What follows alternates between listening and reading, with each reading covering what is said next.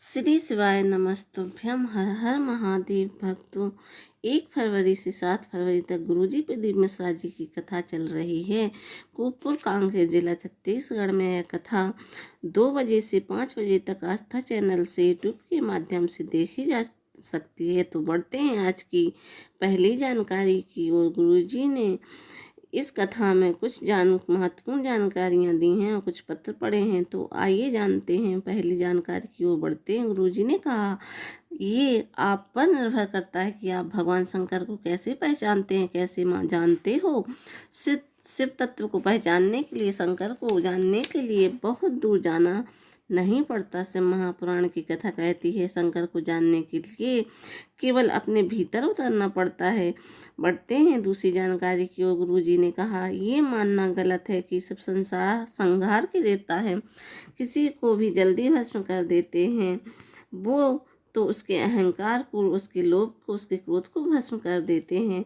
बढ़ते हैं अगली जानकारी की ओर। गुरुजी ने कहा, अगर आप शिव मंदिर जा रहे हैं, शिव पर जल चढ़ा रहे हैं, तो ये मत सोचना कि शिव हमें प्रदान नहीं कर रहे हैं, बाबा हमें नहीं दे रहे हैं।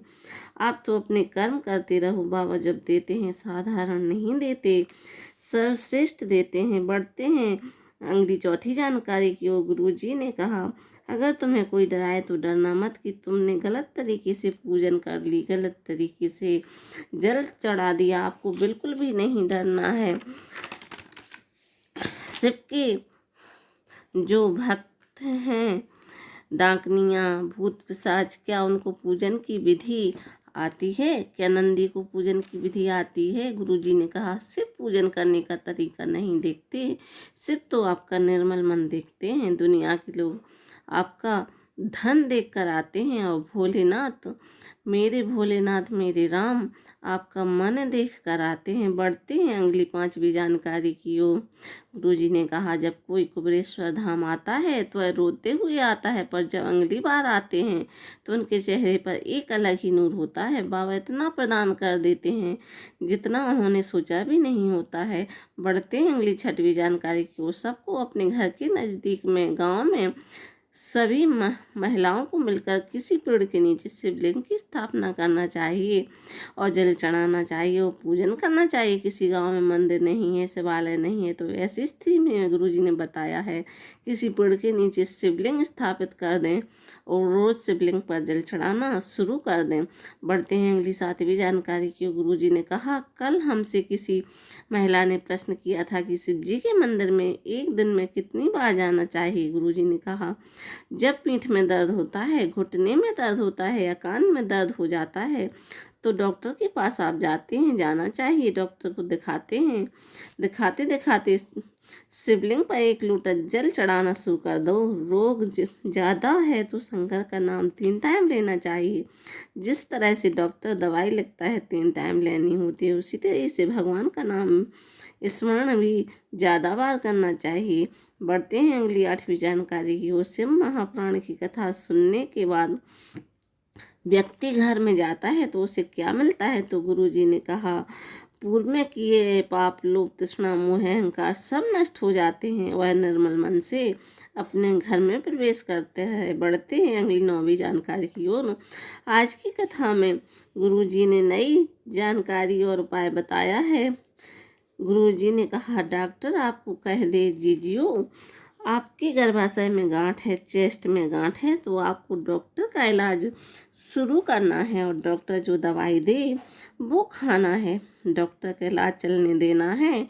डॉक्टर जो जांच बोले वो करवाना है। डॉक्टर के द्वारा जो सलाह है आपको दी जाती है, जो चीज़ें आपको बताई जाती हैं, जो दवाइयाँ आप खाने को दी जाती हैं, वो सभी आपको खाना है। और साथ ही साथ आपको यह उपाय करना है, बेलपत्र को शिवलिंग के ऊपर अर्पित करना है। आपको एक बेलपत्र लेना है जिसे आपको शिवलिंग के ऊपर अर्पित करना है। जो बेलपत्र की डंडी है वो आपको उत्तर दिशा की ओर करते हुए अर्पित कर देना है। एक दूर्वा माता अशोक सुंदरी के स्थान पर अर्पित करना है। दूर्वा की डंडी भी जलाधार की ओर रखना है। इसके बाद 1 लोटा जल जो रात भर आपके घर में तांबे के कलश में भरा हुआ है, वह रात भर रखा हुआ जल शिवलिंग पर आपको अर्पित करना है। उत्तरमुखी होकर समर्पित करना है। बेलपत्र और दूर्वा उठा लेना है और थोड़ा सा जल झेल कर आ जाना है।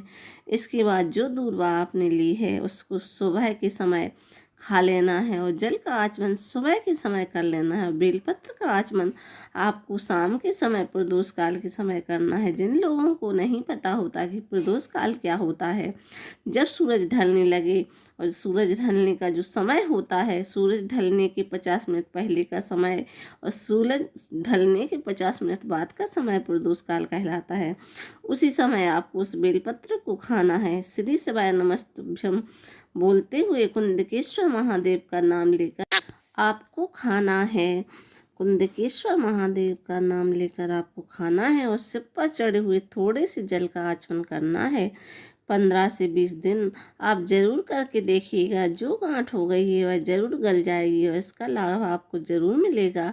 यह उपाय आप किसी विशेष दिन से शुरू कर सकते हैं। 15 से 20 दिन कंटिन्यू कीजिएगा। पर श्री शिवाय नमस्तुभ्यम। हर हर महादेव। अगर वीडियो यह आपको पसंद आए तो वीडियो को लाइक करें। कमेंट में श्री शिवाय नमस्तुभ्यम हर हर महादेव लिखना ना भूलें। श्री शिवाय नमस्तुभ्यम।